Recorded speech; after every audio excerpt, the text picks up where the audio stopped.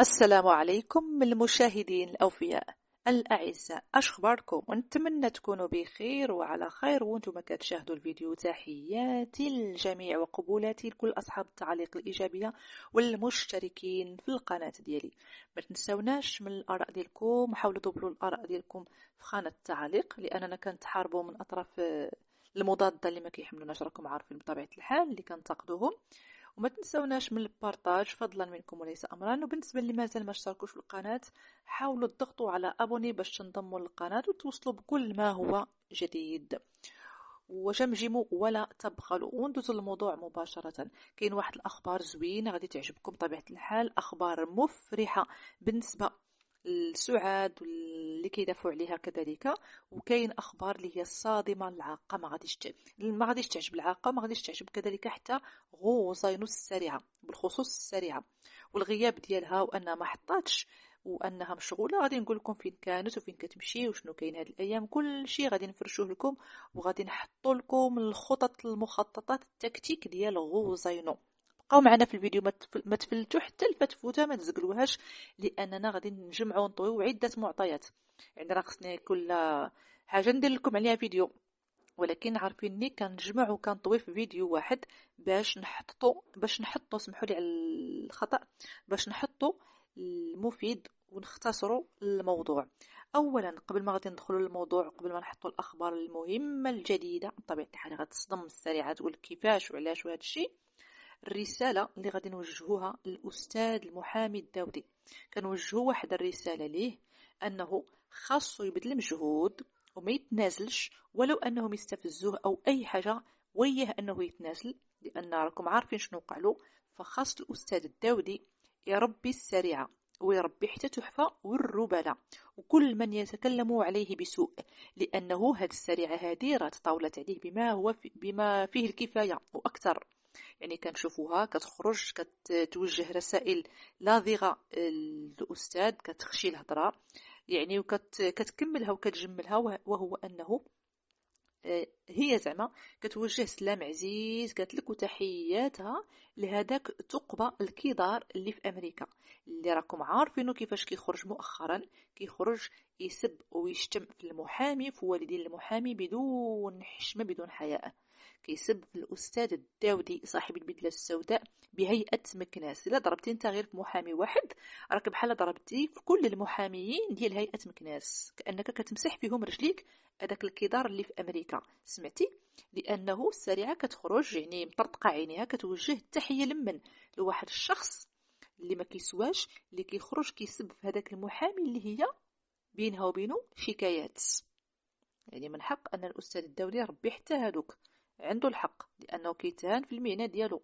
راه كتضرب له في واحد المهنة اللي هو 30 عام ولا كدا 40 عام هو كيدمر عليها، باش تجي وحده الشيطة مصخغياتية عاد قطر بها السقف تولي تخرج في عالم السوشيال ميديا وتولي كتنشر واحد السمية وكتكلم بواحد الطريقة اللي هي خايبة وكتهين واحد الشخص اللي هو ديجا كان كيدافع على الزوج ديالها. يعني هذا راه أمر خطير. فيجب أن يتم الردع لهذه العناصر اللي كتخرج كتشتم رجل ذو مهنة محترمة اللي هو المحامي الداودي، وهما كلهم كنشوفهم أنهم كيتحاموا ضد هذا المحامي. فإذا خاص يحاسبهم، لأنه هذه الإهانات اللي هو كيتعرض لها راه بزاف، وهذوك الأطراف اللي مع السريعة راه عيقوا. وداك الاعوجاج اللي السريعه كتقول عليه في الفيديو ديالها، داك الاعوجاج اللي كتقول انه الا كان شي اعوجاج خص الناس تقوموا بطبيعه الحال مع الوقت، هذاك الاعوجاج غادي يقوموه. دابا خاص غير المحامي الداودي يبذل مجهود ويقوم داك الاعوجاج ويعاود فيك الترابي وربك حتى تقادي العوجه يا الشيطه يا الكداريه السريعه. سمعتي؟ اليوم من ضمن الاخبار، وركزوا معايا مزيان، راه قلت لكم كاين ماشي خبر واحد، كاين عده اخبار، شي ثلاثه الاخبار اولا اربعه، المهم على حسب اللي غادي نفاجئكم بها في هذا الفيديو هذا. اليوم تفاجئنا انه السريعه كتمشي كتسافر، على ما كتبانش كتغيب عليكم، يا راه كطير هنا وطير هنا. باش تفهموا القضيه كيفاش كتنعس بكري باش تفيق بكري باش تقبض الترانات تشبط فيهم البقاء. السريعة كتسافر حتى لمكناس، خيطي زيطي من فاس المكناس، من أجل أنها تبحث في الخصوصية للأستاذ الداودي. وشكون معاها؟ دوك العاقصات المصنانات الكدارات اللي ما لقاوش اللي يحاسبهم، جالسين كيدوروا ويطوطحوا معاها زنقه بزنقه، دار بدار بيت ببيت، ويقلبوا معاها قالك في كل القهاوي والمطاعم ولا الكوافورين ولا الحمام البلدي ولا في اي مكان كيتواجد فيه او كيكون فيه او كيمشي ليه الاستاذ الداودي. وعلاش عليك؟ ما هو راجلك؟ ما هو باك؟ ما هو خوك؟ ما هو بن عمك؟ ما هو من ريحة الشحمة في الشاقر في السلالة ديالك؟ علاش عليك كتحفي قدامك وصباطك على مشطاو قدام وانتي غدا وكتبحثي في هاد السيد هذا؟ بعيد عليك كل البعد. بينك وبينك شكاية؟ قبلي الشكايات ديالك. ليش كتهزي راسك وتمشي تخربقي وتبحثي وتشمشمي الخبار وتسولي هنا وتمشي مدرقه في ديك الفولار ديالك كتكمشي ديك حدبتك في ظهرك وتمشي كتخبى وتسولي لهاد الشيء؟ علاش على حالك؟ باش تعرفوا ان في النيه ديالها نيه الغدر ونيه السوء السريعه، نيتها نيه السوء، لدرجه ان قال لك ولات كتقلب على المسكن ديالو.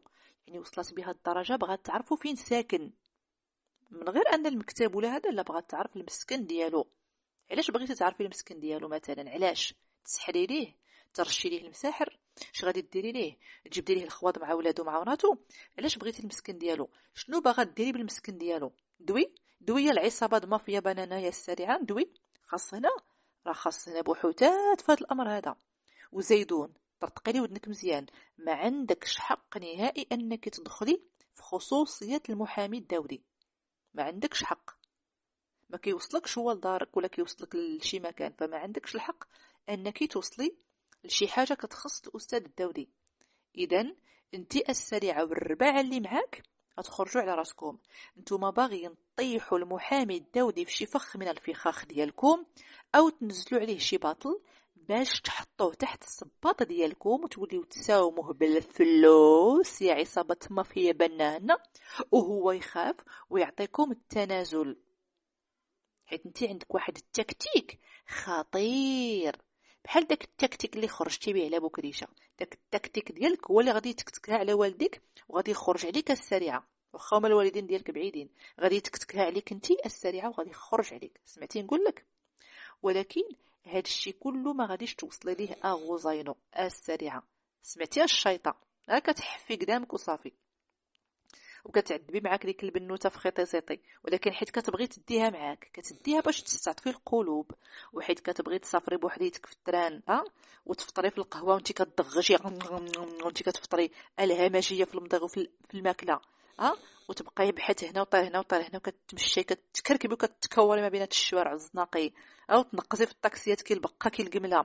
يا الويله، ديك الساعه ما كتديش معاك البنت، كتعيط الميمه تشدها لك، ولا كتشرطي على البنات يقبطوها لك في الدار، كتعرفي فوقاش تدي البنت وفوقاش تخلي البنت. يا السليعفانه يا الشيطه، ما حشمتيش شي المدلوله ديال عائله بوكريشه المرموده ديال عائله بوكريشه، راهم كيخدموا كيمرمدوك. وانا جايكم شنو قال لها بوكريشه وشنو واقع.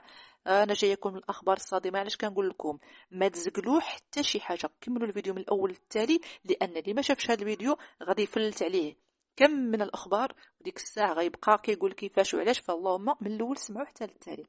الاخبار الجديده وهي انه الاستاذ النوري انسحب أو سينسحب، أو نقدر نقولوا انسحب من الملف ديال السريعة، لأنه راجع الدوسي وهو يلقى أنه الملف ديال السريعة راه ما فيه شكاية واحدة، عدة شكايات، وكل شكاية كتنسيك في الثانية، والملف ديال السريعة مسخ وهي عارفة راسها أنها غتمشي فيها، لأنه متابعة في حالة سراح. وخا حطت ديك النهار غرامة مالية قدرها 5000 درهم، ولكن كتبقى في حالة سراح مؤقت، يعني ممكن أنها تعتقل في أي لحظة من اللحظات بحال اللي وقع لبكريشة.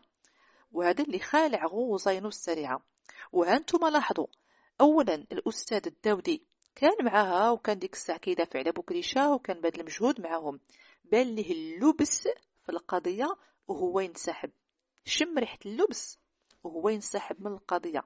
بطبيعة الحال ما انسحب منها إلا بعد إهانة السريعة ليه، وراكم شفتوا كيفاش تعاملت معاه. دابا يا ودي سقنا الخبر أنه حتى الأستاذ النوري اللي دابا جديد غادي ينسحب من القضيه ديال السريعه. ما غاديش ديك الساعه السريعه حيت تسيق الخبر ما غاديش ترضى، غتعصب غتقلق تقول لك كيفاش وعلاش ومؤامرة ما مؤامرة ما غتخلي ما تقول السريعة وحتى الزبالة والشلاكة ديالها كاملين. غادي ديك الساعة يوليو يزيدو يسعاو الفلوس كتار وكتر في الصواني وفي الطيافر. غادي يديروا البرادع وغادي يبداو يسعاو بالبرادع ديال البرادع د الحمير حاشاكم. غادي يبداو يدوروا بهم يسعاو حيت الصواني ما غاديش يكفيو، خص البردعة ويبداو يدوروا بها. ولا تلبس البردعة ديك الزبالة راه دايرة بحال داك الشكل وتبقى تدور باش تجمع لالا السويريعة ديالها الشيطة على التواصل ديالها تجمع لها الفلوس. وديك الساعة يمشيو يقلبوا ويشوفوا شي محامي اخر باش انهم زعما يخلصوه ويهضر لهم ويتبع لهم هذا الملف هذا ديال السريعه. ولا واقيلا غادي يتصلوا بداك تقبه اللي في امريكا خارج المغرب، يتصلوا به باش يدبر لهم شي محامي من الطرف ديالو ربما. سبحان الله، حيت قالت لك هي راه عندها انها الا تعتقلت غادي يكون فيصل ما فيصل. وسيري شوفي مع هذاك التقبه يشوف لك بعدا شي محامي باش ديك الساعه نشوفوا واش غادي يكون واحد الانقلاب وغادي يكون واحد الفيصل ما بين عهد وعهد ولا لا. على اساس زعما انت كتصنعي لنا الطيار والنووي دوي، انت هي اللي كتجيبي لنا الماده باش ينونوا بها النوويه الكظريه الشيطه ما حشمتيش يا وجه الطرش. دابا السريعه راكم عارفينها حالتها غتكون حال راه ما عجباش الحال هذا، علاش ما حطاتش اليوم راه كتطيح. والسريعه اللي كتوجهي انت التحيه لذاك تقبل اللي في امريكا وكتشكري فيه وما كتخلي ما تنفخي فيه في البعره، وراكم عارفين انه كيضرب في الدوله وكيضرب في المؤسسات. ودابا سيري قولي ليه يشوف لك شي محامي. وهو اصلا بعدا ما كيخرج ويطرطر ويجلس لكم في دوك اللايفات جالس كيهضر بديك الطريقه، راه حتى كيكونوا دوزوا له واحد الفليسات راه كيخلصوه باش يخرج، حيت هو عنده زعما القناه فيها مشاهدات كثيره وواحد الفئه كيتبعوه، دوك الكوليخ اللي كيتبعوه فبطبيعه الحال كيصيفطوا كتخلص سريعه والزباله الفلوس اللي كيصيفطوا له باش عاد هو كيخرج يطلق داك اللايف وراه قابض الفليسات مسخن. هو المساطو مسخن جيابو بالفلوس. حقلو ما كيخرج لكم ديك الخرجه هكاك باش تكونوا عارفين الموضوع كيفاش. المهم غادي نزيدكم من ضمن المعلومات. شحال من معلومه قلت لكم، خصني ندير شي 3 الفيديوهات ولكن جمعت لكم طويت في فيديو واحد ماشي مشكل. من ضمن المعلومات انه كان واحد الاستدعاء البارح الاثنين، يوم الاثنين كان واحد الاستدعاء ديال العاقه باش تحضر، والبارح هي ما خرجتش نهائيا من الدار. وراه قالتها زوجة الاب، قالت لكم العاقه راه ما خرجتش حقا اليوم نهائيا، راها كاينه في الدار اولا تخاف تمشي لانه ممكن تعتقل في اي لحظه. ما تنساوش ان سعاد الام ديالها دارت شكايه ديال الضرب في الاصول، يعني العاقه كتهين الام ديالها كتعق الام ديالها. راكم عارفين يعني دخلها السخون. العاقه بنت بكريشه خافت انها تمشي وتعتقل وما كترضاش تبين الخوف.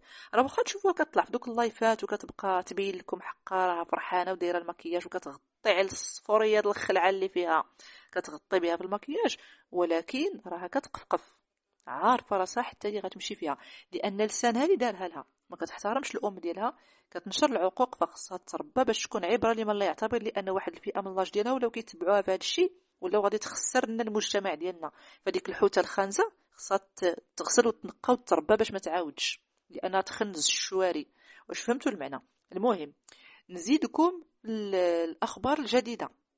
الاخبار الجديده وهو انه السريعه أعتذر منكم على الانقطاع، عدت إليكم. نزيدكم من الأخبار الجديدة وهو أنه السريعة مناقشة منوضها صباط يعني نايضة قربالة ما بينات السريعة وبوكريشة، وحاصلة بيناتهم العاقة في التليفون. علاش مناقشين؟ السريعة مناقشة مع بوكريشة بسبب الفلوس. ديك الخطرة قالت له يا ودي قدا ما قدا وجمعوا لهم وغيصيفطوا لهم. راكم عارفين خرجت كتلوز وكتشطح وفرحانة وكدير لكم بحال الجدبة زعما فرحانة بطبيعة الحال. الفلوس رجعوها 20 سنة ورا بحال صغارت. راكم عارفين الفلوس كيزيغوا شي بعضين وكيدسروا شي كيادر. وبوكريشة حيت سمع أنه السريعة دارت الأستاذ النوري، بوكريشة رافض أنه النوري شد هاد القضية هادي. بوكريشة راه صراحة راه ما مسوقش للسريعة دير محامي دافع عليها ولا ما ديرش، ما مسوقش لأنه هو جابها باش تخدم عليه. والسريعة حسات بهذه النقطة وتناقشت معاه، جابها تخدم عليه واخا تدخل هي للسجن هو ما كيهموش، كيقول لها ماشي مشكل خبي الفلوس باش حيت هو يخرج يلقى الفلوس، يلقى باش يمشي راسو باش يدير المشاريع، يعني يزطم عليها ويزيد. هذه النقطة هذه جرحات السريعة ما كيهموش هو، لانه خاصو السريعه تجمع له الاموال باي طريقه، تعري عليه ما تعريش عليه، تعري على النص وتخلي النص، ما يهموش تصبغو غوز تصبغو خضر، ما كيهموش هو، تربي فيه حتى الغابه وتضفرها. فهمتوا المعنى؟ ما كيهموش، كيهمو هو انها تجمع له الاموال. واش فهمتوا كيفاش؟ هاد النقطه هذه ما عجباتش غوزاينو. اما بالنسبه للعاقه بنتو، ديجا وصلها انها تخبع فلوسها ما تخسرهمش، لانه عايق بالمخططات ديال غوزاينو. شتي منين هي صدراته في قضيه الضرب في القضاء وحرضاته، بدا حتى هو كيعيق بالمخططات د غوزاينو، لكن ما كيبينلاش، كيعطي هذيك الضحكه الصفراء. والسريعه حتى هو عارفه شنو باغا، كل واحد عارف من الثاني واش باغي، لانه هي عاوتاني ما بقاتش عاود كتثق فيه، ولات دوك الفلوس اللي كتشدهم من السعايه والصواني، اللي كيضلوا كل شهر دوك العاقصات يترشرشوا بهم عليها، ولات كتشدهم وكتشري بهم السراتل والسناس الوراك على الدمالج. شي كتبينو لكم وشي كتخبيه ما كتبينوش، كتخبع الفلوس لراسها، لانه داك الذهب هو اللي غادي ينفعها في اوقات الحزه. بالنسبه للعقليه ديالها هي عند بالها زعما بوكريشه ما غاديش يحط يدو على الذهب، وممكن يحط يدو على الذهب ما يعقلش عليها ويبيعو كامل ويقول لها حقا كنت كنشريه لك، ويضرب لها كل شيء في الزيرو. واش هذه ما فكراتش فيها؟ المهم هذه من جهه. السارعه فيها يعني اكثر من الشكايه، وعارفه راسها مغرقه راسها، ممكن تعتقل في اي لحظه. هذا علاش راها لقات ما تشري لراسها خاص بها تشريه، باش ديك الساعه تخبيه وما يوصلوا لها حد وما يقيسوا لها حد. واش فهمتوا؟ المهم في ختام هذه الحلقه، باش ما نطولش عليكم في الفيديو، كنحاول ما امكن نجمع لكم المعلومات في فيديو واحد. في ختام الحلقه كنأكد عليكم انه المحامي النوري الا كان ذكي وكيشاهد السريعه والاطراف ديالها وكيفاش كيتعاملوا في الفيديوهات، وكيفاش كيتعاملوا في اللايفات، وكيفاش انهم تعاملوا مع الداودي اللي ابن المدينه ديالو، ابن هيئه المحاماه بمكناس، ومحامي الداودي ديجا كان في الصف ديالهم وكيدافع على بوكريشه. ولا كان الاستاذ النوري كيتفرج وشاف داك تحفه كيفاش كيتكلم وكيفاش كيهين واحد الاستاذ اللي هو الداودي، اكيد ديك الساعه النوري غادي يجلس وغادي يفكر وغادي يعاود الحسابات ديالو، غادي يفكر انه غادي يدافع على واحد الملف ديال السريعه اللي هو خاسر. يعني القضيه ليست في مركز قوه. اذا طالع على الشكايات وعرف الموضوع كيفاش داير، راه محال انه يعجبو الحال، ولله العلم كيبقى داك الاختيار ديالو هو.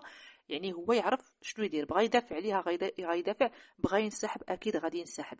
ومن الاحسن انه ينسحب او يدوز الملف. وحنا سمعنا انه كيقولوا في الكواليس انه انسحب وغادي يدوز الملف لشي محامي اخر باش يواكب الملف ديال السريعه، لانه ما خاصوش النوري يطيح من القيمه ديالو او الهيبه او المستوى ديالو في جره السريعه والاتباع ديالها اللي راكم عارفينهم اش كيحطوا اش كيديروا من المخططات ديالهم، والمخططات ديالهم كتفرش وكيحطوا راسهم في مواقف بايخه قوي. راكم عارفين. ما نطولش عليكم، نكتفي بهذا القدر.